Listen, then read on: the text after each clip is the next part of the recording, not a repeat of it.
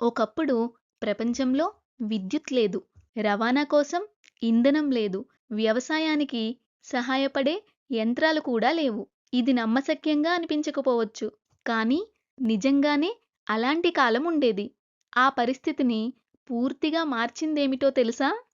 నేలబొగ్గు, coal అని పిలిచే ఒక సాధారణ నల్లటి రాయిలాంటి పదార్థం ఈ ప్రపంచాన్ని పూర్తిగా మార్చింది. ఈ చిన్న నల్లటి బొగ్గు ప్రపంచాన్ని మార్చడంలో గొప్ప పాత్ర పోషించింది. ఆవిరి యంత్రాల నుంచి వేగవంతమైన రైళ్ల వరకు ప్రపంచంలో జరిగిన మార్పులకు ఇది పునాది వేసింది. ప్రపంచం ఎలా మారిందో నిజంగా ఆశ్చర్యకరమైన విషయం. ఈ మార్పులన్నింటికీ ప్రారంభం బొగ్గుతోనే జరిగింది. బొగ్గు మానవ జీవితాన్ని ఎంతో మెరుగుపరిచింది. కానీ అది ఎలా అంత ముఖ్యమైన ఇంధనంగా మారింది? అసలు బొగ్గు ఎక్కడి నుంచి వచ్చింది? ముందుగా నేలబొగ్గు అంటే ఏమిటో తెలుసుకుందాం. ఇది నల్లగా, గట్టిగా ఉండే ఒక పదార్థం. ఇది రాయిలా కనిపించినా పూర్తిగా రాయి కాదు.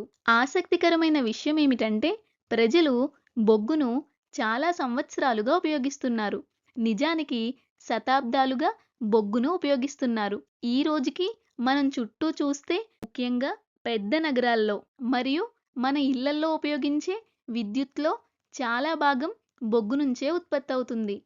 థర్మల్ విద్యుత్ కేంద్రాల్లో బొగ్గును ఉపయోగించి విద్యుత్ను ఉత్పత్తి చేస్తారు. మన ఇళ్లకు వచ్చే విద్యుత్లో ముఖ్యంగా పెద్ద నగరాల్లో ఎక్కువ భాగం బొగ్గుతోనే ఉత్పత్తి అవుతుంది. అంటే మనం ప్రతిరోజు బొగ్గు వల్ల కలిగే ప్రయోజనాలను నేరుగా పొందుతున్నాం. అంతేకాదు బొగ్గు అనేక పరిశ్రమలకు ప్రధాన ఇంధనంగా కూడా ఉపయోగపడుతుంది. ఉదాహరణకు ఉక్కు తయారీకి బొగ్గు చాలా అవసరం. ఇళ్ల నిర్మాణానికి, భవనాల నిర్మాణానికి ఉపయోగించే ఉక్కు తయారీలో బొగ్గు కీలక పాత్ర పోషిస్తుంది. అలాగే మనం రోజూ ఉపయోగించే పాత్రల తయారీలో కూడా ఉక్కు అవసరం. ఇంకా చాలా సాధారణ స్థాయిలో కూడా బట్టలను ఇస్త్రీ చేయడానికి బొగ్గును ఉపయోగిస్తారు.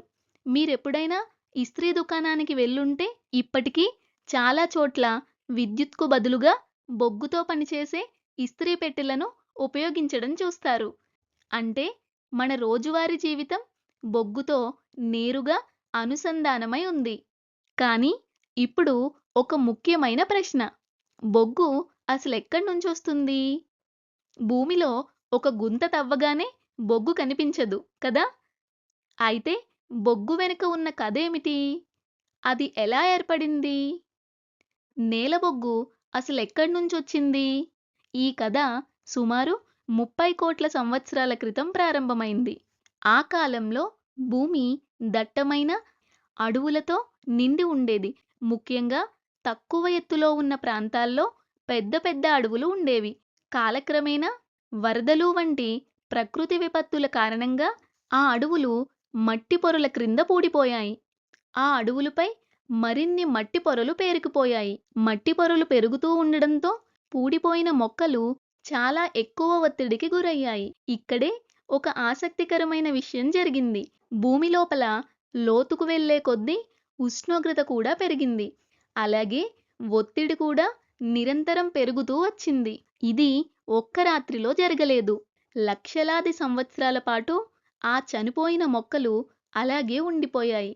లక్షలాది సంవత్సరాల తర్వాత ఆ చనిపోయిన మొక్కలు కార్బనైజేషన్ అనే నెమ్మదైన ప్రక్రియ ద్వారా క్రమంగా నేలబొగ్గుగా మారాయి. బొగ్గు ప్రాచీన కాలంలోని మొక్కల అవశేషాల నుంచి ఏర్పడినందున దీనిని శిలాజ ఇంధనం, ఫాసిల్ ఫ్యూయల్ అని వర్గీకరిస్తారు.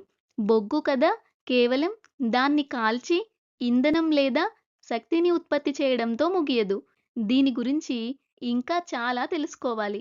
బొగ్గును ప్రాసెస్ చేసి కోక్, కోల్ తారు, కోల్ గ్యాస్ వంటి ఉపయోగకరమైన పదార్థాలను కూడా తయారు చేస్తారు. ఈ మొత్తం ప్రక్రియను బొగ్గు యొక్క ఆంశిక స్వేదనం, ఫ్రాక్షనల్ డిస్టిలేషన్ ఆఫ్ కోల్ అని అంటారు.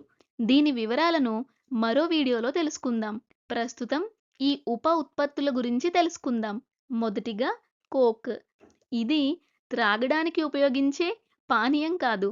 ఇది నల్లగా, గట్టిగా ఉండే రంధ్రాలు కలిగిన పదార్థం. మరో ఆసక్తికరమైన విషయం ఏమిటంటే కోక్ దాదాపు పూర్తిగా కార్బన్‌తోనే తయారై ఉంటుంది. అందువల్ల ఇది ఉక్కు తయారీలో మరియు లోహ సంగ్రహణలో చాలా ముఖ్యమైనది. కోక్ అనేది బొగ్గు నుంచి లభించే ఒక ముఖ్యమైన ఉప ఉత్పత్తి. తరువాత కోల్తారు. కోల్తారు దుర్వాసన గల నల్లటి చిక్కనైన ద్రవం. ఇది సుమారు 200 రకాల రసాయన పదార్థాల మిశ్రమం. దీనిని రంగులు, పరిమళ ద్రవ్యాలు, ప్లాస్టిక్, పెయింట్లు, నాఫ్థలిన్ బంతులు వంటి అనేక వస్తువుల తయారీలో ఉపయోగిస్తారు. చివరగా కోల్ గ్యాస్ గురించి తెలుసుకుందాం. గ్యాస్‌కు నిర్దిష్ట ఆకారం ఉండదు.